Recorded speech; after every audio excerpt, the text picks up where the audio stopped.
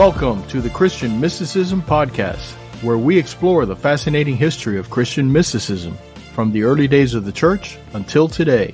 I'm Alberto de la Cruz, and I'm joined by my co-host, Dr. Carlos Ayer, the T. Lawson Riggs Professor of History and Religious Studies at Yale University.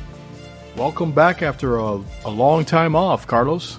Yes, it's been we took a month in between podcasts rather than the usual 2 weeks.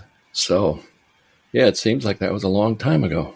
It certainly feels like it, and we've gotten some emails from our listeners asking us to go back to a 2-week schedule, but it's kind of difficult for both you and I, so we're going to stick with this once a month until our schedules open up a little bit and we're able to do this on a more regular basis. But we do appreciate you guys listening to us and sending us the emails. And if you haven't done so, please subscribe to our channel, hit the like button so the algorithms of the world will pick it up and spread the news of it to others.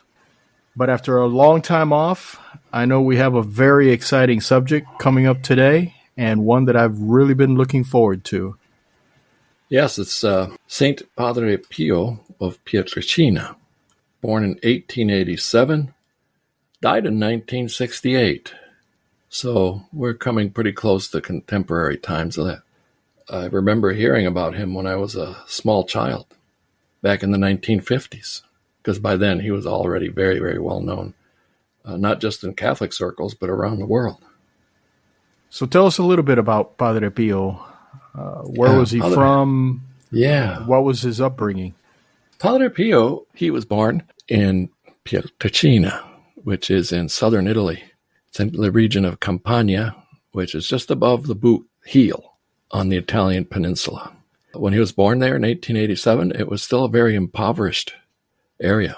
And a high number of the people who lived there were either tenant farmers or not even tenant farmers, but day laborers. So there was a lot of poverty in the area. His family was not poor. His family was close to what we might call middle class.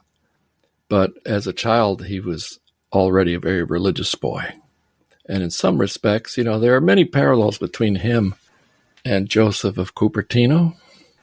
Pio, which is his religious name that he took when he became a Capuchin friar. Pio, unlike Joseph of Cupertino, was not a mentally challenged individual. But the patterns of his life are very similar to those of Joseph of Cupertino, not because he kept being turned away by Franciscans, but because he became very sickly very early on in his teens. And he had a lot of symptoms that couldn't be properly diagnosed, as often happens even today. It's quite possible to have multiple symptoms and to have doctors say, well, we can't find what's wrong. It's a very frustrating situation. So he eventually joined the Capuchins, which are a branch of the Franciscan order. But for many years, he was so ill that they kept sending him home. And it took some time until the 1910s for him to actually go and live permanently at the Capuchin house in San Giovanni Rotondo, which is nearby his birthplace.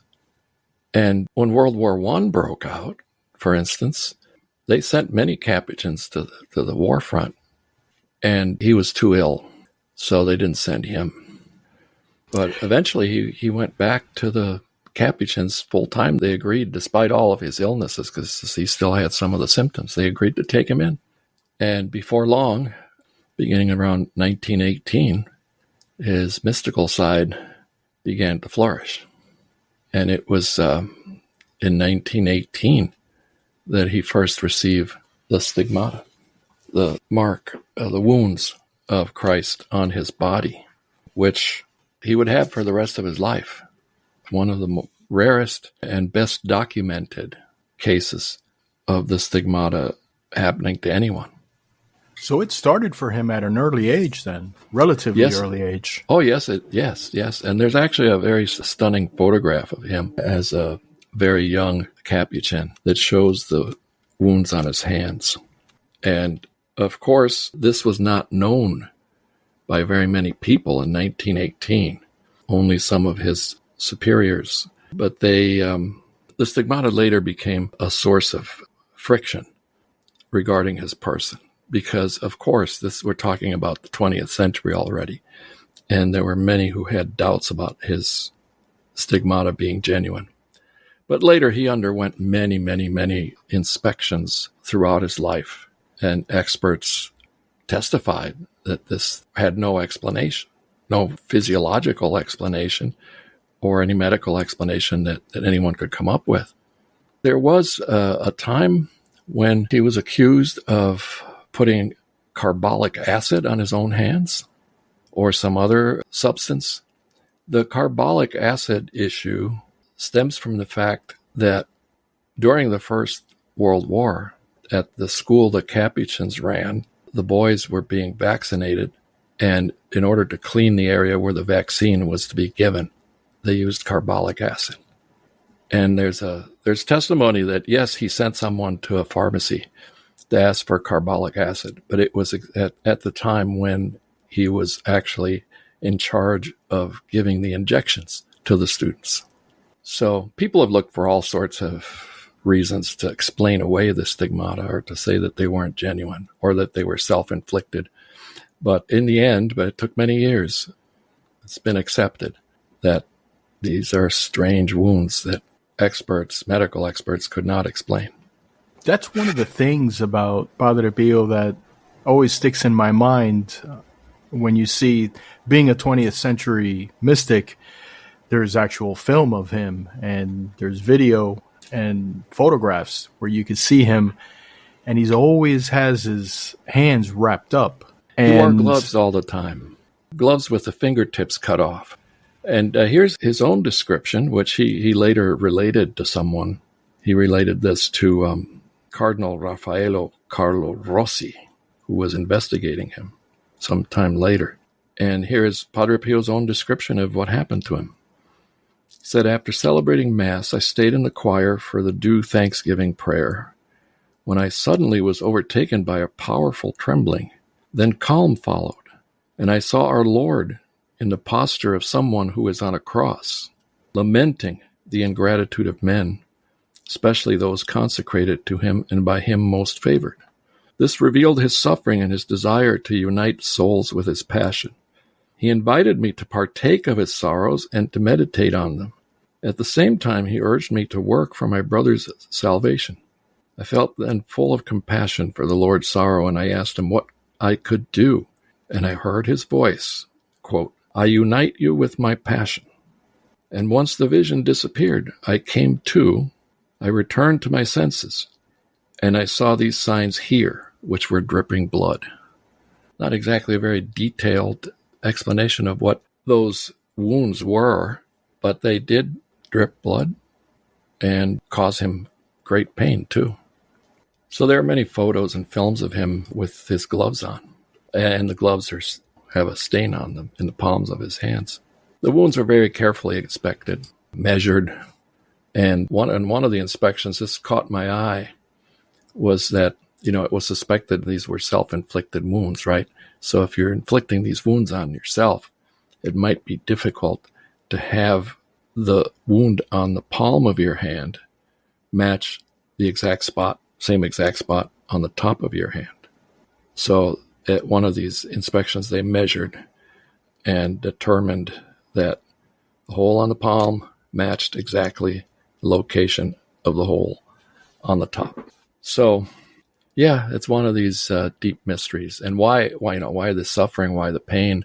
Well, Padre Pio had his own way of explaining why this is necessary and good, not just necessary, but good, for someone to be united to Christ's passion. And as the years passed, there were many, we can come back to this perhaps, but there were many attempts by even church authorities, and especially by church authorities, to make him disappear. Same thing had happened to Joseph of Cupertino, right? To take him away from the place where he was and send him somewhere else so people would forget about him and stop causing such a ruckus, because eventually thousands of people would flock to San Giovanni Rotondo to have a chance to see Padre Pio, or even better, to go to confession with Padre Pio. Now, the stigmata, as impressive as it is only one aspect of Padre Pio's mysticism. Oh, yes. He exhibited many of the signs, the physical signs of mystical experience, which have been recorded throughout Christian history. He bilocated, levitated, and especially could somehow see what was on other people's minds, especially during confession. When people came to him for confession, not everyone, he would go on to say that God singled out certain people who came to his confessional, and they became very transparent to him. Not transparent literally, but metaphorically, that he had a sense of exactly what this person had been doing that was wrong and what behavior needed to be corrected. So there's a scary side to this. Many people who went to confession with Padre Pio didn't report anything special happening. But there are also a very high number of people who report, and some of these reports were very carefully taken down. People who went in and he would refuse to absolve them at the end of their confession because they were holding back from him. And then he would say, "You're not telling me everything." And of course, many of these people became defensive and said, "No, I've told you everything."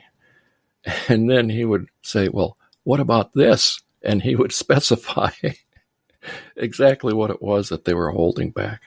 So this means that some days he would spend 12 hours hearing confessions, and the lines were very long. One line for men, a different line for women. And this went on for his entire life. And later on in 1947, a young Polish priest who had been studying in Rome would come to see him and go to confession with Padre Pio. That young Polish priest was the future Pope, John Paul II, who would end up as Pope canonizing Padre Pio in 2002.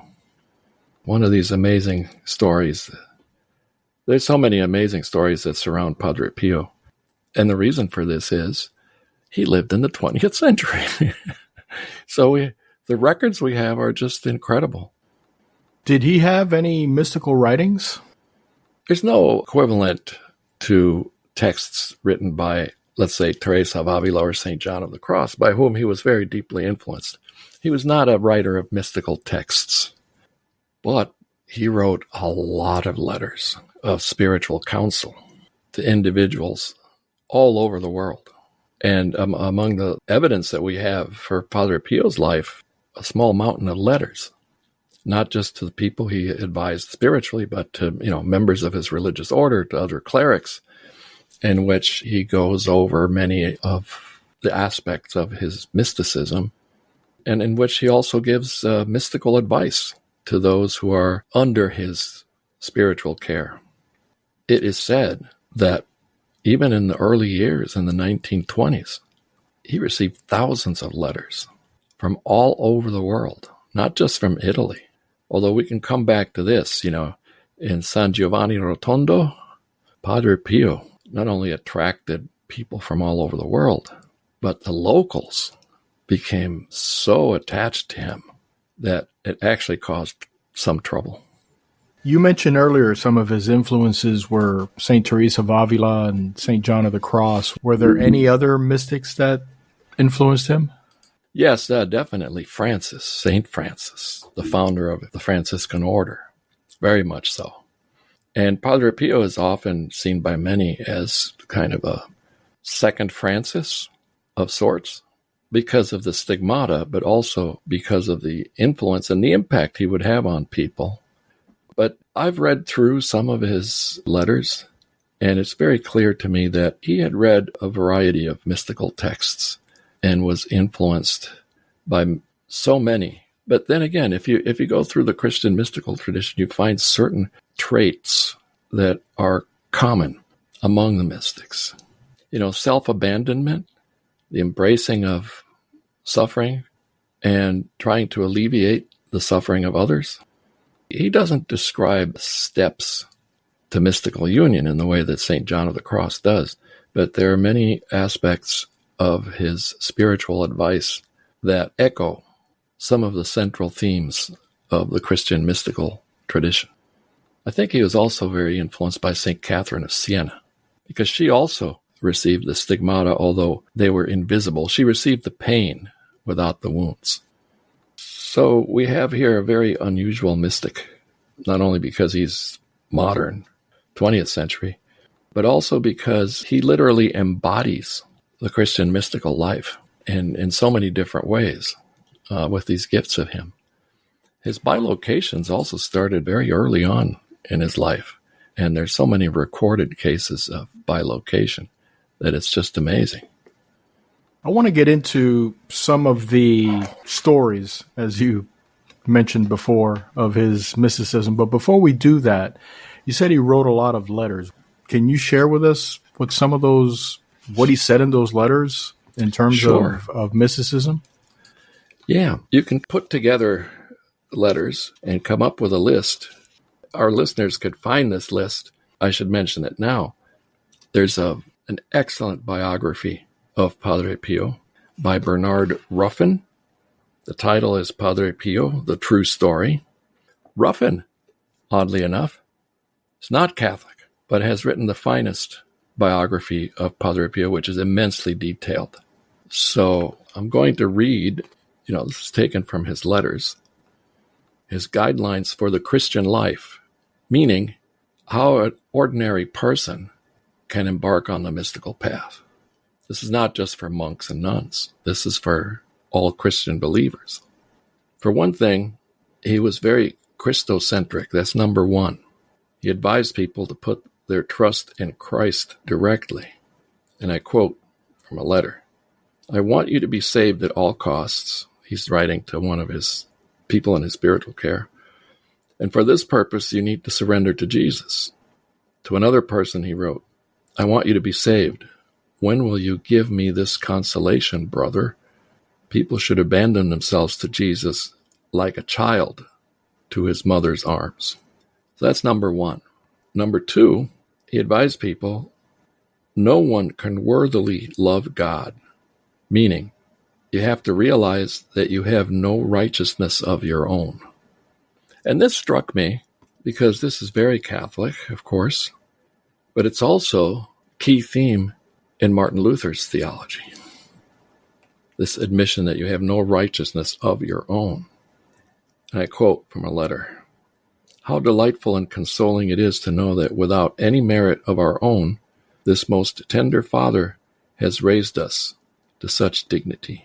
And to another spiritual daughter, he wrote, and I quote, "Consider yourself, you really are a nothing, the epitome of feebleness, a fountain of perversity without limits or bounds, capable of converting good to evil, of abandoning good for evil, of ascribing goodness to yourself and justifying yourself in evil, and for the love of the same evil, despising the supreme good."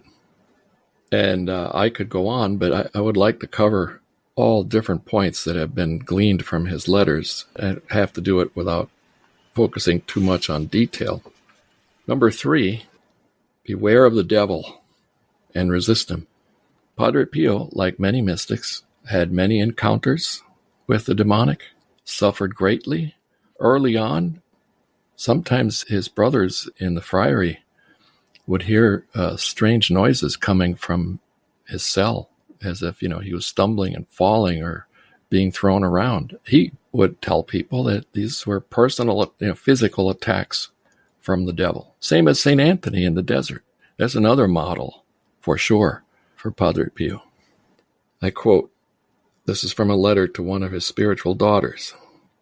"There are so many devils that if each one wanted to assume a body as small as a grain of sand, they would block out the sun." Scary.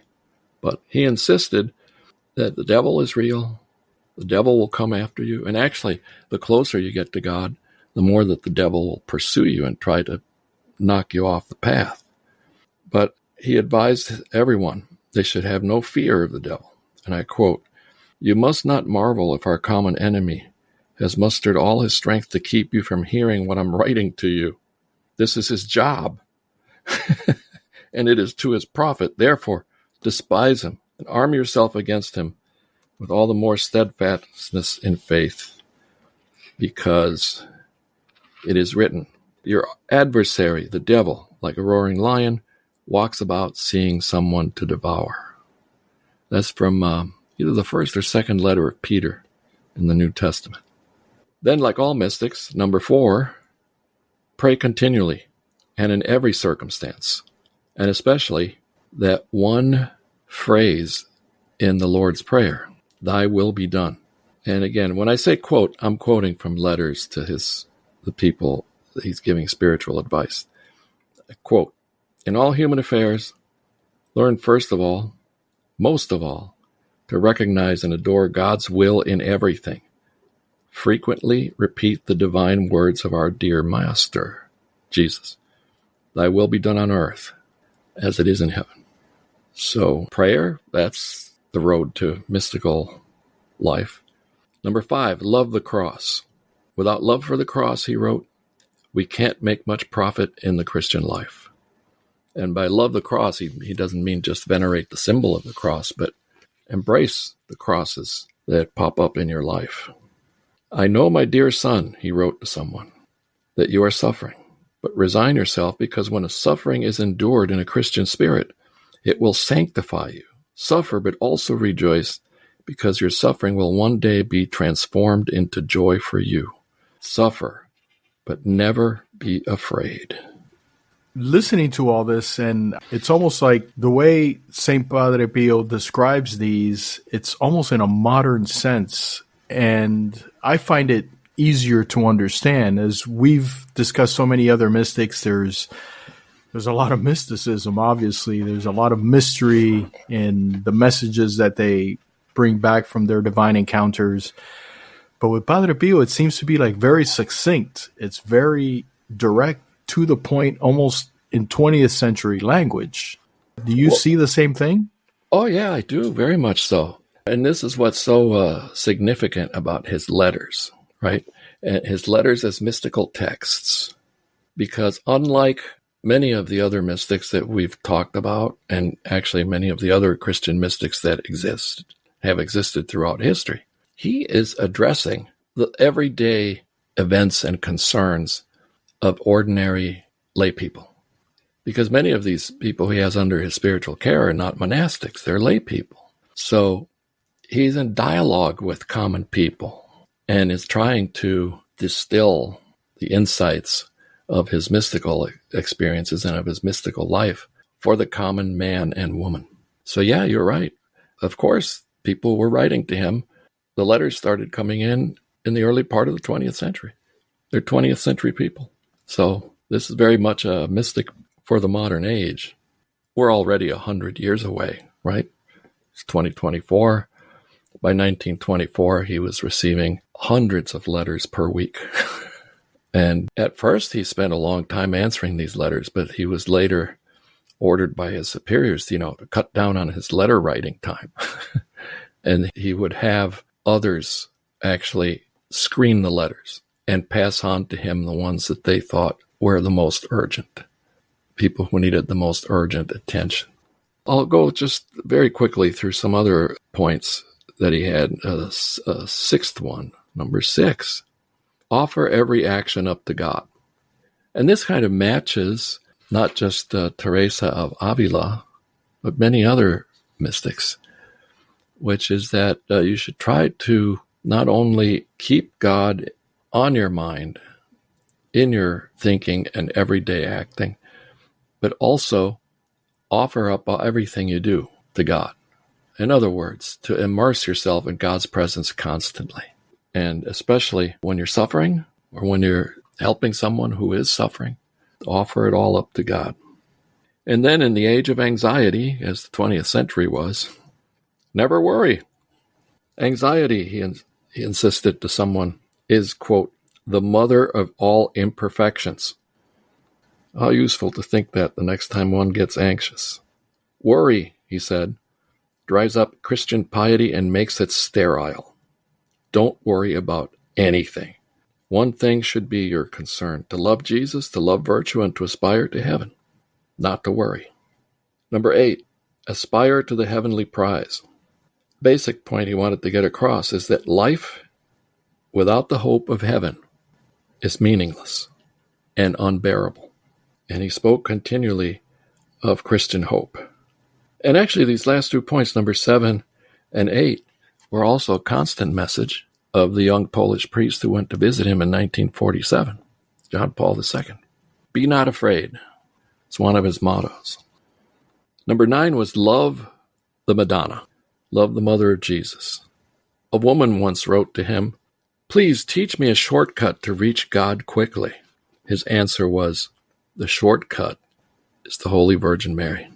The Holy Virgin is the perfect example of God's mercy on earth. She acts as his double.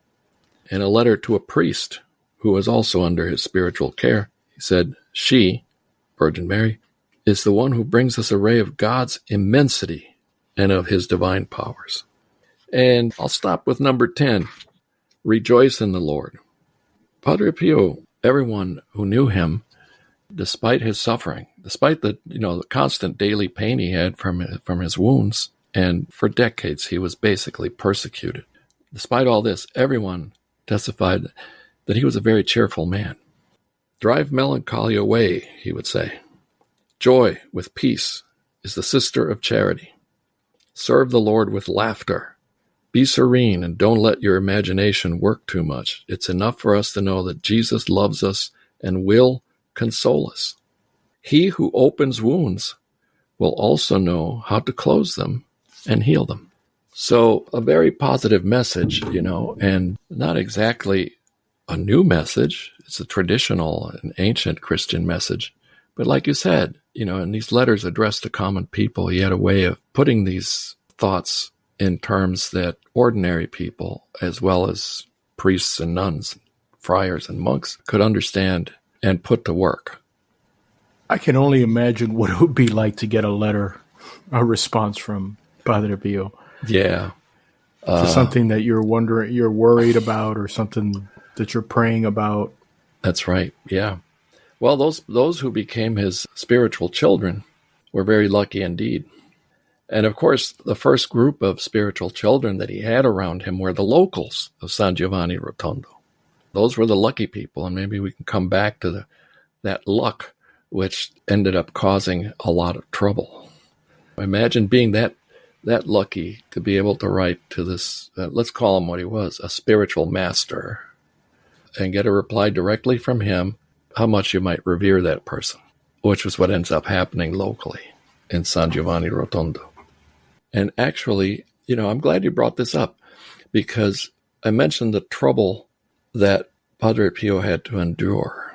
And one of his local bishops throughout the 1920s and into the 1930s was completely against him, actually wanted him removed from San Giovanni Rotondo. And the reason that this bishop gave was that Padre Pio was not only kind of a phony, that he wasn't a real mystic, but that people had a kind of superstitious devotion to him. And it was the devotion of the locals to Padre Pio that caused this bishop to make repeated attempts denouncing him to the Holy Office, that is, the Inquisition, and wanting him removed to some distant location, perhaps even South America or the United States. Just get him as far away from here as possible. But he was never, despite decades of this kind of persecution by his own superiors, bishops, even some popes were not too happy with Padre Pio. Tried to silence him, tried to forbid him from hearing confessions. They didn't want him to appear in public. He endured, again, back to a point I raised at the beginning. In many ways, he resembles Joseph of Cupertino. A person who attracts too much attention is often viewed as a threat by higher church authorities. Being a mystic is always troublesome. As my mentor, Stephen Osment, used to say, every mystic is potential trouble for the hierarchy. Because, as Professor Osment used to say, how are you going to keep the people in the church after they have seen God? That's if you extend the mystical experience to everyone. Of course, he was being cynical, but there's a truth to that message that all mystics are potential troublemakers for the hierarchy because they often outshine them. With all the trouble he caused among the hierarchy, was he ever under investigation? Was he ever? Oh, did yeah, they ever manage to corral him? Or well, he was never. Let me put it in these terms: there were many attempts made to cancel him, to use a current term, right? To make him someone you should never pay attention to, not to give him any chance to shine. There are many attempts to cancel him, but ultimately they all failed, simply because, well, there are several issues, but I'll limit it to two. One is his persona, his charisma, and what he had to say, which was all very, very traditional Catholicism, not to mention Catholic mysticism. The other is the response he elicited from people. So actually, that's one dimension of his mysticism, which is very modern, too. It's very 20th century. The press, just think, 20th century press. He became a figure known around the world. It wasn't just the people of San Giovanni Rotondo who said they benefited from him, but people all over the world. So it's very difficult to cancel somebody like that. And his constant cheerfulness, the advice he gave to people, those things spoke volumes for themselves. And eventually he prevailed. And let's not forget that he not only lived through World War I and the Spanish flu, 1914, 1918, perhaps let's stretch it to 1920, but then also the Second World War. And in between, in Italy, the creation of a fascist state that would eventually ally itself with Nazi Germany. And just as there were detractors who accused him of causing his own wounds, there were people who accused him of being a fascist. And there are actually two biographies of Padre Pio, fairly recent, that raise this point, and not only raise it, but stress it. And one of these biographies of Padre Pio actually won a very lucrative prize for the best history book of the year, the Kundal Prize, offered by a Canadian university, McGill University. So there are many out there who, still not only don't believe this man was a mystic, a genuine mystic, and a holy and good person, but actually still, decades after his death and even after his canonization, would love to tar and feather him. And all throughout this persecution, he kept a joyful spirit. Yes, he did. By all accounts. Again, this is probably the fifth time I've said it. Joseph of Cupertino reacted the same way. Actually, during one of the many attempts made, this is one of the earlier attempts made to move him from San Giovanni Rotondo to some other distant location. An emissary, high church official, was sent to his friary to inform him that he was going to be relocated. And he told this church official, okay, fine, let's go right now. I don't need to collect my things. Let's go right now. And of course, this took the church official aback because he was only there to tell him he was going to be transferred. But he said, I'm ready. Let's go. But actually, I should say this because I keep mentioning that there's a lot of trouble that was caused in San Giovanni Rotondo. There were riots when the people learned that he was going to be moved. And actually, one of the reasons he ended up never being moved from that location was that the secular authorities feared the people of San Giovanni Rotondo would create riots and even resort to violence. Now we've crossed a line. You see, we've crossed a line to a point that it doesn't seem to be that this should be something connected to a holy mystic. But that's the mystery of, popular reactions to people like him. When you look at old videos of him or film that's now, it's easily accessible on YouTube. And by the looks of it, maybe it was filmed in the 50s or the early 60s. It's black and white, but you see multitudes, hundreds, if not thousands of people lining up to see him. And one of the things that impressed upon me when you see him do these things is like he seems like he wants to be there and he wants to show his face, but he's not like this person who is really enjoying the notoriety or the adulation. Right. He kind of very workman-like. I remember one video you see him come out of a window and he waves, but you see hundreds of people just standing outside to catch a glimpse of him. So I can imagine the local church or the local church hierarchy and in that archdiocese and in the country would have to be very, very careful how they would treat him, because you would have a very upset congregation.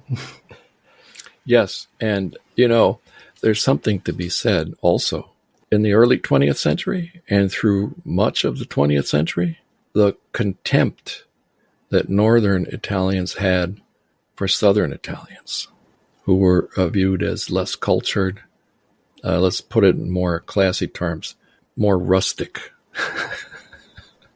and more simple-minded, and also more barbarous than the refined Italians who lived in northern Italy.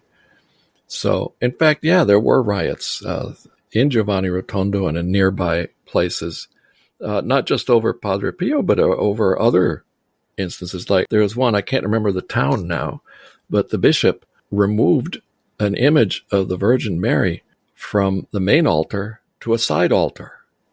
And there was a popular riot. And the bishop was actually attacked and had to be rescued by the equivalent of their National Guard, the Carabinieri. So, yes, the church officials had reason to fear the eruption that could take place when you mess with people's faith.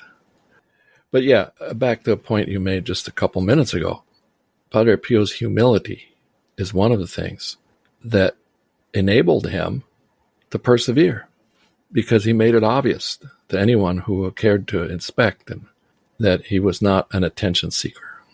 Although many people who still don't think that he was a genuine holy man will tell you that he was, but there's plenty of evidence that shows that he was not into this for himself. Someone who wants to be seen doesn't spend 12 hours a day hearing people's confessions. And, I'm a lay person, so I don't know what it's like to sit for 12 hours and hear people tell you all the bad things that they have done. But I've always imagined that's got to be one of the most difficult jobs on earth. And it might be enough to cause deep depression in anyone who has to sit there and hear these things. But not so with Padre Pio. Now, I wanted to ask you, growing up, I always heard Padre Pio, very popular among Cuban Americans in South Florida, where I grew up, and very popular among Hispanics. To be honest, for many years, it wasn't until years ago that I figured out that I always thought Padre Pio was Hispanic. And I kind of after reading, because he's so popular among Hispanic Catholics. But then as I learned more about him, I realized that he was Italian. But is there a reason why the Hispanic Catholics have taken such a liking to him? Well, because it's, he is so much an embodiment of all the traits of Catholic saints. And Hispanic culture is traditionally very Catholic.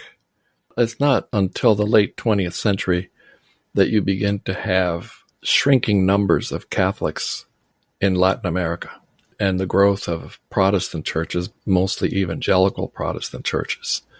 And especially in some countries in Central America now, evangelical Protestants in some places match or surpass Catholics in numbers and percentage. So Padre Pio, think of him as a living St. Francis of Assisi or a living St. Anthony of Padua, another saint that's very popular with Hispanics. And St. Anthony of Padua actually was not Italian. He was Portuguese. But yeah, I think that's why he's just the amazing embodiment of holiness that is so much part of the Catholic tradition. So his nationality is not the reason to be attracted to him as a role model or an intercessor. It's who he was and what he did. I heard about him as a child. I saw photos of him back in the 1950s. So I've known about him for a long time. And I remember when he died in 1968. I was 17. I was in high school. And he was canonized in 2002. So that's a relatively short time for someone to get canonized. But the miracle stories, I mean, we haven't had time to cover that. But people who claim they'd been healed by him, so many. And not all of them have been, closely investigated, or much less been approved as genuinely attributable to the intercession of Padre Pio. But if you read enough about him, you encounter all of these miracle healings and so on.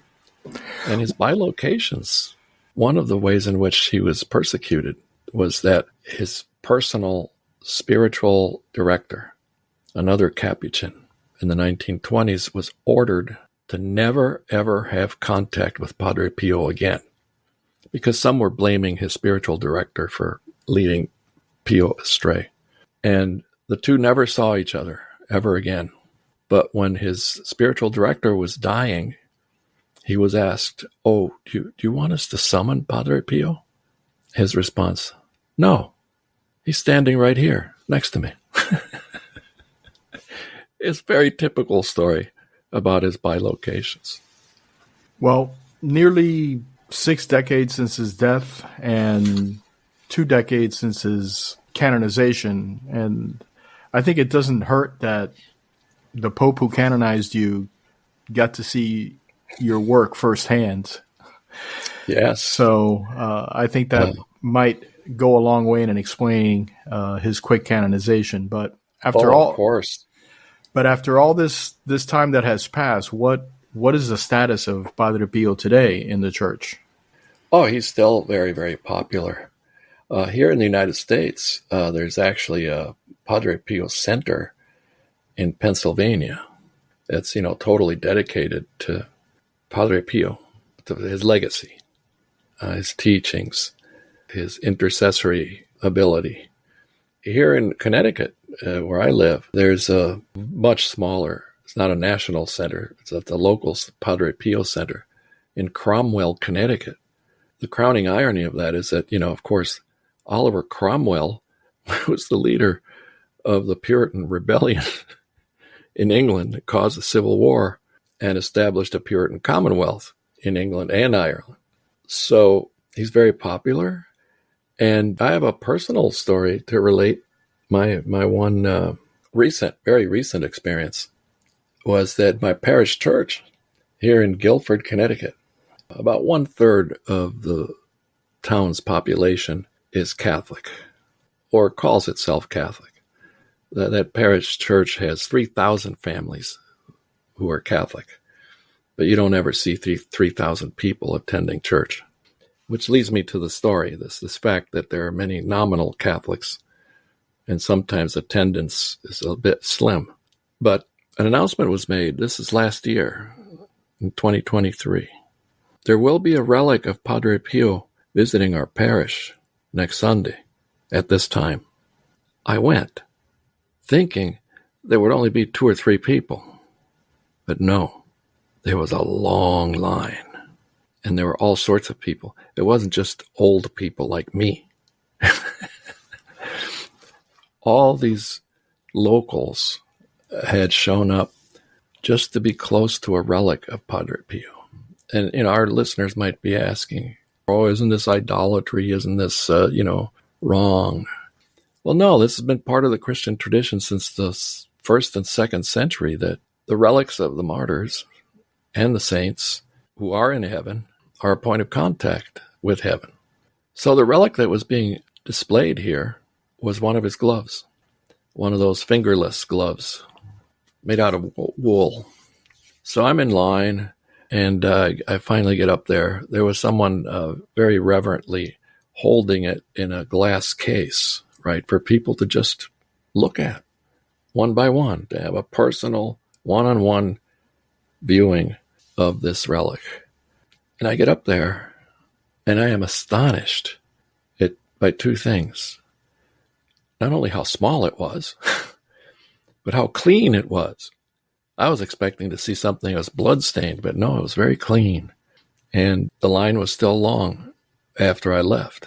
And I don't remember for how much longer it was on view, but it attracted a lot of attention. I found it not only surprising, but very moving. And especially so, not just because I study these things, but, on a personal level. And I've been dealing with a lot of illness in my family lately. Back in 23, even more so. And these are the kinds of things that drive you. Not just curiosity, personal interest. To do something that some would view so silly as visiting a relic of Padre Pio that turns out to be a very small woolen glove. Squeaky clean. I would imagine he had more than one pair I think that he used, and maybe this was one that had already been washed. Oh, yes. Yeah.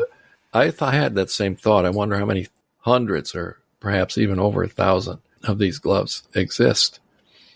So there are a lot of relics of Padre Pio. This is not the first time I have seen an announcement in a Catholic church that a relic of Padre Pio is coming to visit.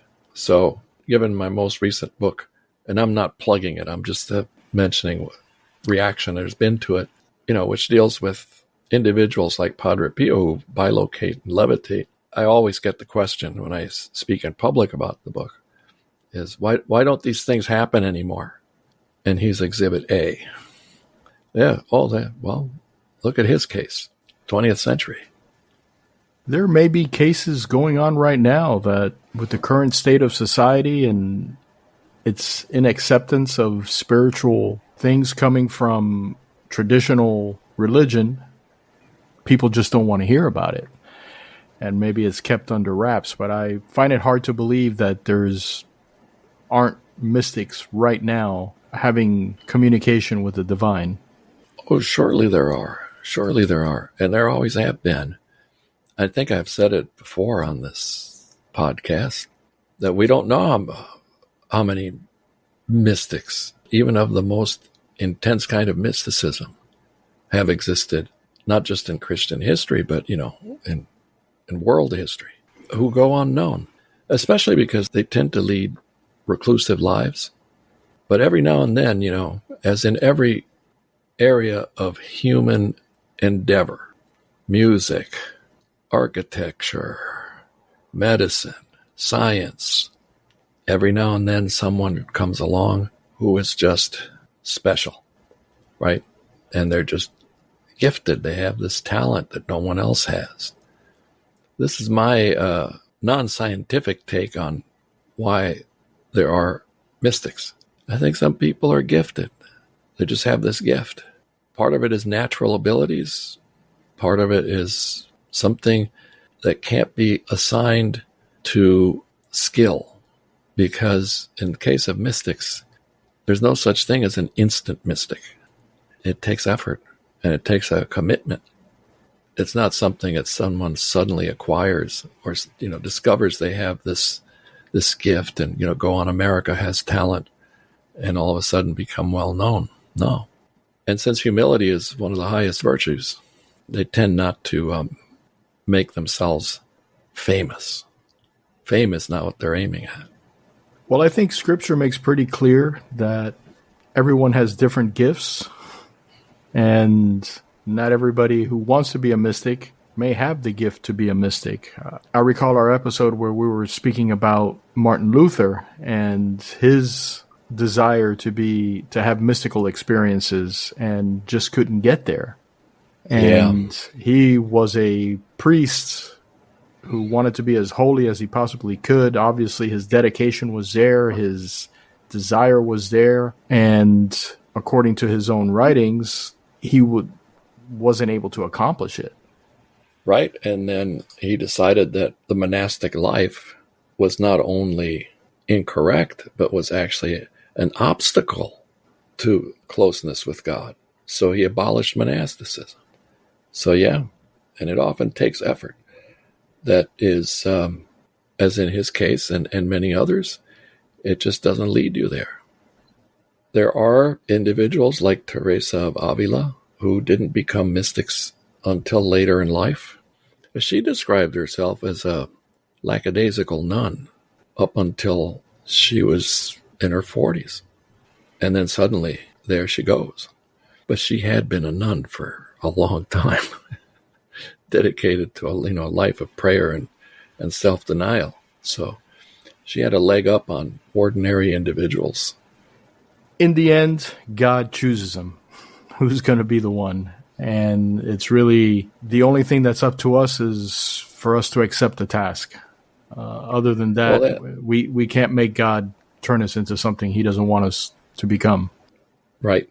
And they all the best known mystics, and some of the lesser known ones too, they also point out that everything that they're experiencing, they view as a total unmerited gift. Padre Pio among them. Well, I know we had a long pause between our episodes, but I think the wait was worth it. This has been an incredible episode. I have really enjoyed it. I have waited a year and a half to get to this because I know this was one of the topics I wanted to get into, or one of the mystics I wanted to get into since we started doing this podcast. But thank you for this great insight into Padre Pio, and tell our audience, what do we have for the next episode? Well, Padre Pio had his encounters with the devil, not only the assaults that he and others who say they heard the noise, but also experiences he had with people who were demon-possessed, many of whom he successfully helped to get rid of the devil. So our next time we will examine some of the connections between mysticism or mystics and the exorcism of diabolical possession. And, the term exorcism is used somewhat loosely nowadays as just the ritual that gets rid of the possessing demon. But actually, in its original meaning, exorcism means calling out the devil. But anyone who has read the Gospels, the New Testament, will have already seen that this is as old as the Christian religion itself, because Jesus, sometimes in page after page of the Gospels, what he does is he encounters demon-possessed people and expels them from these people. It's a very, very, of course, disturbing and weird from our cultural perspective, our secular culture. Weird thing to happen. What do you mean you get possessed by a demon? But anyway, mysticism has a connection to exorcism, and we will chat about that next time.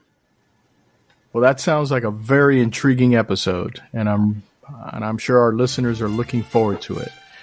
Thank you for a great show, Carlos, and until the next time, thank you for listening to the Christian Mysticism Podcast. If you have any questions for Dr. Eyre, you'll find our email address in the show notes. Just send it over and we'll try to answer it in a future episode. And don't forget to click the subscribe button so you don't miss the next episode of the Christian Mysticism Podcast.